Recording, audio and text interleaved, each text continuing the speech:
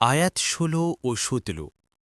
وَأَمَّا إِذَا مَا ابْتَلَاهُ فَقَدَرَ عَلَيْهِ رِزْقَهُ فَيَقُولُ رَبِّي أَهَانَنِ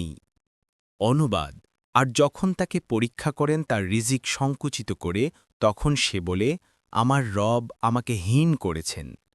১৭ কাল্লা বাল লা তুকরিমুনাল ইয়াতীমা অনুবাদ কখনো নয় বরং তোমরা ইয়াতিমকে সম্মান করো না তাফসীর পূর্ববর্তী ধারণা খণ্ডনার জন্যই মহান আল্লাহ এ আয়াতে বলছেন যে তোমাদের পূর্ববর্তী আয়াতে বর্ণিত ধারণাসমূহ সম্পূর্ণ ভ্রান্ত ও ভিত্তিহীন দুনিয়াতে জীবনোপকরণের স্বাচ্ছন্দ্য সৎ ও আল্লাহ প্রিয়পাত্র হওয়ার আলামত নয় তেমনি অভাব অনটন ও দারিদ্র্য প্রত্যাখ্যিত ও লাঞ্ছিত হওয়ার দলিল নয় বরং অধিকাংশ ক্ষেত্রে ব্যাপার সম্পূর্ণ উল্টো হয়ে থাকে কোনো নবিরাসুল কঠিন কষ্ট ভোগ করেছেন আবার কোনো আল্লাহদ্রোহী আরামায়েশে জীবন অতিবাহিত করে দিয়েছেন